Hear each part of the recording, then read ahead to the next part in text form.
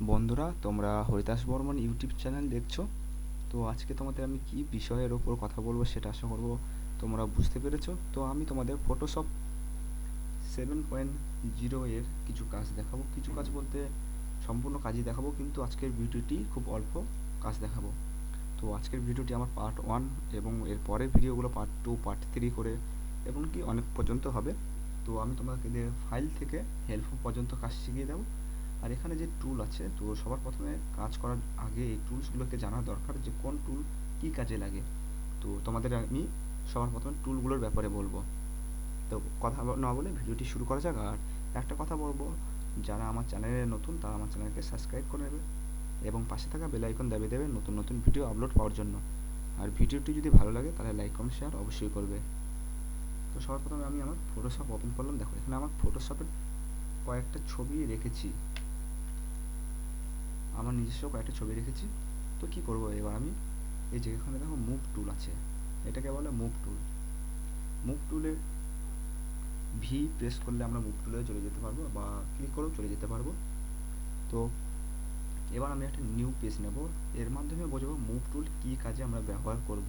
তো new page নেওয়ার জন্য আমরা কন্ট্রোল এন দেবো কিবোর্ড থেকে, দিয়ে আমি ইন্টারে ক্লিক করব। দেখো একটা নিউ পেজ চলে এসে, এই পেজের আমি সাইজ দিয়ে দেবো, এটা A4 পেজ আছে। তো দেখো, মুভ টুল হচ্ছে, ধরো আমার এই ছবিটা আছে, এই ছবিটাকে তুমি অন্য কোনো একটা পেজে সরিয়ে নিয়ে যেতে চাও, সেই ক্ষেত্রে আমি মুভ টুলের সাহায্য করব। তো দেখো, আমি ছবিটাকে ক্লিক করে ধরে আমি এই নতুন পেজের উপর নিয়ে এসে ছেড়ে দিলাম, তাহলে দেখো এইটা আমার নতুন পেজের উপর চলে এসছে। তো এবার দেখো, এই ছবিটাকে আমি এই পেজে তো নিয়েছি, দেখো এই পেজটা যেমন সম্পূর্ণ এই ছবিটাকে ঘিরে আছে, কিন্তু ঠিক এই পেজটা নেই। এই পেজটাকে সম্পূর্ণ ঘিরে নেওয়ার আমি জন্য কি করব, তো এখানে দেখো মুভ টুলের চিহ্ন আছে, আর পাশে দেখো অটো সিলেক্ট লেয়ার আর শো বাউন্ডারি বক্স, এই দুটো জিনিসেরও অনেকটাই পার্থক্য। তো আমি এটাকে যেহেতু এই যে এই ছবিটাকে বড় করব, সেজন্য সবার প্রথমে আমি শো বাউন্ডারি বক্সের উপর ক্লিক করব। দেখো, যেই আমি ক্লিক করলাম সাথে সাথে দেখো চারদিকে চারটি বক্স চলে এসেছে। এবার আমি এটা বড় করার জন্য দেখো ছবিটাকে আমি এক কোণে নিলাম, আর এই যে কোণটা আছে এই কোণ ধরে টেনে নেব, তাহলে দেখো ছবিটা বড় হয়ে যাবে। তো এটা বড় করে দেখতে ভালো লাগবে না, তাই আমি আবার আগের অবস্থায় নিয়ে যাচ্ছি। তো এটা আমি নিলাম, কেমন? তো এইভাবেও তোমরা এই ছবিগুলোকেও নিতে পারবে এখানটায়। এবারে কথা হচ্ছে, ধরো এই ছবিটা আমি একটা নিয়েছি, ঠিক এমনই আরেকটা ছবি আমি ডুপ্লিকেট নেব। ধরো এই যে ফাইলটা আছে এটাকে তুমি কেটে দিয়েছো এবং এই ছবিটাকে তোমার আরেকটা দরকার। তো এটা কিভাবে নেবে, সেই জন্য তোমরা অল্টার টিপে ধরে মুভ টুলের মাধ্যমে সরিয়ে দেবে, তাহলে দেখবে সেম আরেকটি ছবি অমন চলে এসছে। তো এখানে আমি আরেকটা জিনিস তোমাদের বলবো, দেখো এই যে আমি নতুন যেটা নিলাম,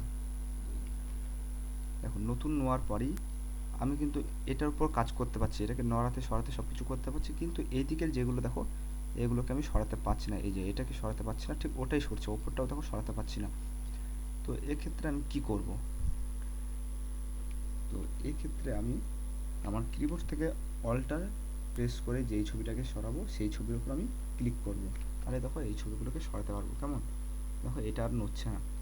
আর তুমি যদি চাও যে এই যে এই ছবিটাকে আমি ঠিক এখানটায় সরাচ্ছি, তো ঠিক তুমি যেই এই ছবিটার উপর ক্লিক করবে এই ছবিটাকেও সরাতে পারবে। সেজন্য কী করবে, সেখানে দেখো এখানে লেখা আছে অটো সিলেক্ট লেয়ার, তো অটো সিলেক্ট লেয়ারের উপর তুমি ক্লিক করবে, তাহলে দেখো এই ছবিটার উপর আমি ক্লিক করলাম বা এটার উপর ক্লিক করলাম, সঙ্গে সঙ্গে দেখো সিলেক্ট হয়ে যাচ্ছে ছবিটা, আর যখন যে খুশি সেই ছবিটা তুমি সরাতে পারবে। তো এই ছিল মুভ টুলের কাজ। মুভ টুলের মাধ্যমে আমরা এক জায়গা থেকে অন্য জায়গায় ছবি নিয়ে যাওয়া আসা করতে পারবো বা সরাসরি করতে পারবো।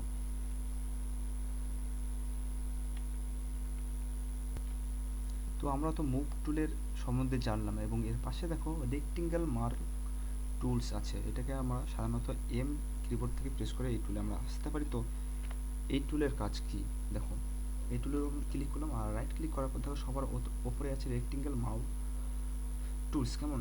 তো এটাকে আমি দেখো আমি আমার এই ছবিটাকে সিলেক্ট করলাম, কেমন? এটা আমি কেটে দিই, কেটে দেওয়ার দরকার নেই, এই পেজটাকে আমি নতুন করে নিই। তো রেক্টেঙ্গেল মার্ক টুলসের উপরে এসে দেখো এই ছবিটাকে আমি সিলেক্ট করলাম।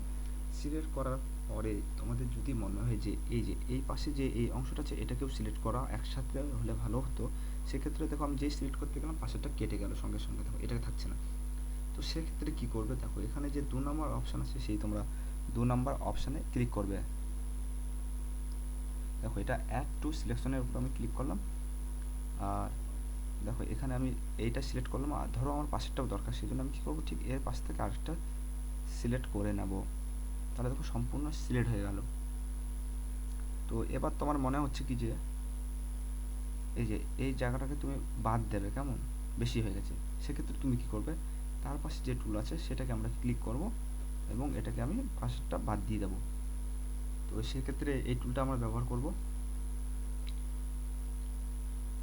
তার পাশে যেটা আছে সেটা দিয়ে আমরা কী করবো, ধরো তুমি সম্পূর্ণ সিলেক্ট করেছো, কেমন, আর এই সিলেক্ট করার জায়গার ভিতরেই ধরো আমার মুখটাকে বা চোখ দুটোকে দরকার, সেক্ষেত্রে আমি সেগুলোকে নেবো। সেই জন্য কী করবো, এইটুকু সিলেক্ট করবো, ভিতরের টুলটাকে দিয়ে ছেড়ে দেবো। তাহলে দেখো ভিতরের টুলটুকু মানে যেটুকু সিলেক্ট করলাম ওটুকু আমার হয়ে গেল। এরপর এটাকেও আমি ঠিক মুভ টুলের মাধ্যমে এই জায়গায় নিয়ে আসতে পারবো। তো নিচেরগুলো ঠিক আমরা একইভাবে কাজ করব,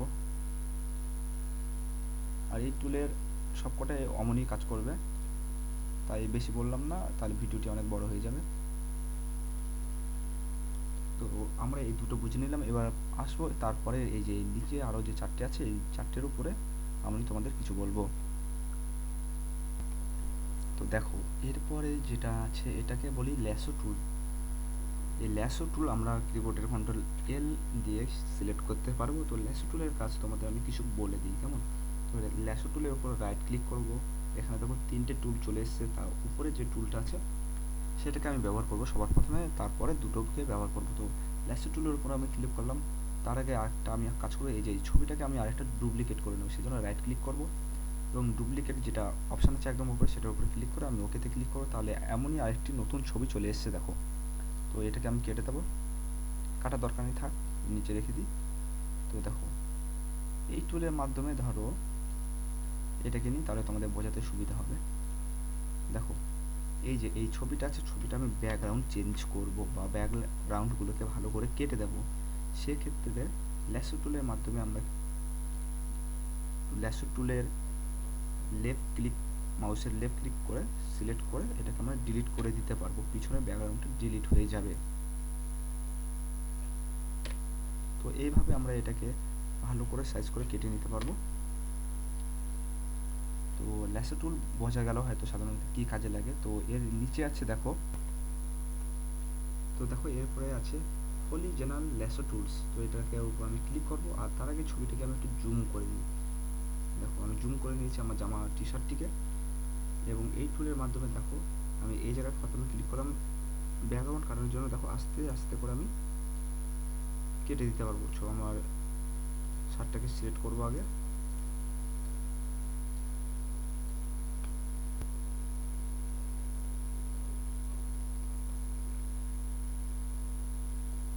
দেখো দিয়ে আমি ইন্টার দেবো আর ডিলিট করবো, তাহলে দেখো ডিলিট হয়ে গেল টি শার্টের বাইরের অংশটা, কেমন। তো এর কাজটা দেখলাম, এবার নিচে আসছি, নিচের টুলটা সম্বন্ধে তোমাদের বলবো। তো দেখো এখানে নাম আছে ম্যাগনেটিক টুলস। ম্যাগনেটিক মানে তো আমরা সাধারণত জানি। তো এটাকে আমি ক্লিক করব, ক্লিক করার পর দেখো ছবিটাকে আমি একটু জুম করে নিই অল্প একটু।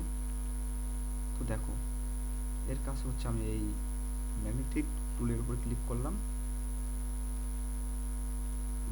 আরে শুধু আমি একবার ক্লিক করব, ক্লিক করার পর দেখো আমার টি শার্টের যে এই জায়গাটা আছে এই জায়গায় নিয়ে গেলাম, আমি কোনো ক্লিক করব না, ঠিক এটা নিজে থেকেই সিলেক্ট হয়ে যাবে বাইরের অংশটা, আমাকে কোনো ক্লিক করতে লাগবে না। তো এইভাবে আমি বাইরের অংশটাকে সিলেক্ট করে নিতে পারবো খুব তাড়াতাড়ি সহজেই, এবং ডিলিট করে দিলে ব্যাকগ্রাউন্ড চেঞ্জ হয়ে যাবে। চেঞ্জ বলতে যে বাইরের যে ব্যাকগ্রাউন্ড আছে ওটা পাল্টে যাবে।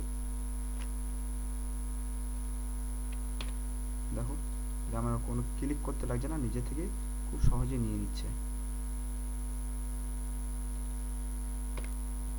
তো আরেকটা কথা তোমাদের যেটা বলবো সেটা বলছিলাম, এই যে সবার প্রথমে আছে ল্যাসো টুল। ল্যাসো টুলের উপর আমি ক্লিক করলাম, ধরো কোনো কারণে তাড়াহুড়া করে তুমি কাজ করছো, সেক্ষেত্রে ধরো সিলেক্ট করতে করতে তোমার এই যে চুলটা আছে না, চুলের ভিতর দিয়ে বা কোনো অংশ এমন করে চলে গেল, সিলেক্ট হয়ে গেল। তো এখান থেকে তো ডিলিট করে দিলে তো ডাইরেক্ট ডিলিট হয়ে যাবে, বাজে দেখতে লাগবে। সেক্ষেত্রে তোমরা কী করবে, কিবোর্ডে যে অল্টার আছে, অল্টার প্রেস করে যেটুকু তোমাদের বেশি সিলেক্ট করেছো ওগুলোকে বাইরে থেকে সিলেক্ট করে দেবে। বাইরে থেকে সিলেক্ট করে দেওয়ার পর যতটা তোমাদের দরকার ততটা ঠিক হিসাব করে নিয়ে আবার তুমি ছেড়ে দেবে। তাহলে দেখো বাইরের অংশটা সিলেক্ট হয়ে গেছে। তো ল্যাসো টুলের কাজ তোমরা হয়তো আশা করি বুঝতে পেরেছো। তো দেখো এখানে তারপরে আছে ম্যাজিক টুল। ম্যাজিক টুলের উপর আমি ক্লিক করলাম। আর ম্যাজিক টুলের কাজ ব্যবহার করার জন্য তোমাদের আমি একটা অন্য ছবি নিই, তাহলে তোমাদের বোঝাতে সুবিধা হবে। ম্যাজিক টুলে দেখো আমি এখানে একটা কাজ দেখাচ্ছি তোমাদের ভালো করে। ধরো তোমরা যখন কোনো স্টুডিওতে ছবি তুলতে যাও, তোমাদের ব্যাকগ্রাউন্ড দেখবে যে কোনো একটা নির্দিষ্ট কালারের হয়, সে নীল কালার বলো আর যে কোনো কালার, ম্যাক্সিমাম নীল কালার হয়। তো ম্যাজিক টুলের মাধ্যমে তোমরা কী করতে পারবে, যে একই কালার যেটা আছে ওটাকে সিলেক্ট করতে পারবে। তো ম্যাজিক টুল দেখো, আমি এই যে নীল কালারটা আছে, নীল কালারের উপরে ক্লিক করলাম, দেখো সে নীল কালারটা একদম ডাইরেক্টভাবে সিলেক্ট হয়ে গেল। আর এখানে দেখো এবড়ো খেবড়ো হয়ে সিলেক্ট হয়েছে, সেজন্য আমি কী করবো, কিবোর্ড থেকে আমি এই যে এই জায়গাটাকে ঠিক করার জন্য কিবোর্ড থেকে আমি শিফট প্রেস করে এর উপর ক্লিক করবো। তাহলে দেখো এই জায়গাটাও সুন্দরভাবে সিলেক্ট হয়ে গেল।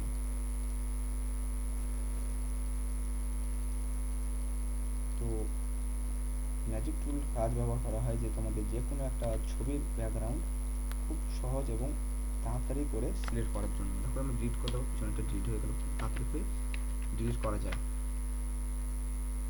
তো এভাবে আমরা ম্যাজিক টুল ব্যবহার করতে পারবো। দেখো এরপরে আসছে করপ টুল, এই যে এটা। তো করপ টুল আমাদের কি কাজে লাগে, করপ মানে কাটা হিসাবে কোনো কিছু কাজে লাগে। তো আমি দেখো এই ছবিটা আছে, ছবিটির আমি ঠিক দেখো ওপর থেকে আমি এতটা নেব, আর এই সাইড থেকে আমি এতটা নেব, আর এই সাইডে এতটা নেব, আর এই সাইডে ঠিক এতটা নেব। মানে এই যে যেটুকু গোলের মানে চৌকোকার বক্সের ভিতরে আছে সেটুকু ছবিকে নেব, বা পিছনেগুলো রাখবো না। সেই জন্য আমরা করপ টুলের কাজ করব। তো করপ টুলের উপর আমি ক্লিক করবো, আর ঠিক এই জায়গা থেকে সিলেক্ট করে এতদূর নিয়ে কেটে দিয়ে সিলেক্ট করবো। রাইট ক্লিক করে করপের উপর ক্লিক করবো, তাহলে দেখো ওই সাইডে যেগুলো ছিল সেগুলো কেটে গেল। তো এই হলো করপ টুলের কাজ। আর করপ টুল পাসপোর্ট সাইজ ছবি বানানোর কাজেও লাগে, বা অনেক কিছুর কাজে লাগে। তো এরপরে দেখো এই যে এই টুল, এটার নাম হচ্ছে সেলেস টুল। তো এই টুলের সম্বন্ধে আমি তোমাদের অন্য দিন একটা ভালো করে বড় করে ভিডিও নিয়ে বলবো। তো এটা সাধারণত ওয়েবসাইট বা অনেক কিছুর কাজে লাগে। তো এটা আমি আলাদা করে একটা ভিডিও বানাতে চাই, তো সেই কারণে এটার সম্বন্ধে বলবো না। তো আজকে আমি তোমাদের এই 5টা টুলের সম্বন্ধে বললাম। তো এর পরের ভিডিও থাকবে এই যে এই টুল কটার। তো এই ভিডিওটি যদি তোমাদের ভালো লাগে তাহলে লাইক কমেন্ট শেয়ার অবশ্যই করবে, এবং আমার চ্যানেলে নতুন হলে আমার চ্যানেলকে সাবস্ক্রাইব করে নেবে, আর পাশে থাকা বেল আইকনকে দাবিয়ে দেবে এমন নতুন নতুন আরও ভিডিও আপলোড পাওয়ার জন্য। তো আশা করব বন্ধুরা ভিডিওটি তোমাদের ভালো লেগেছে।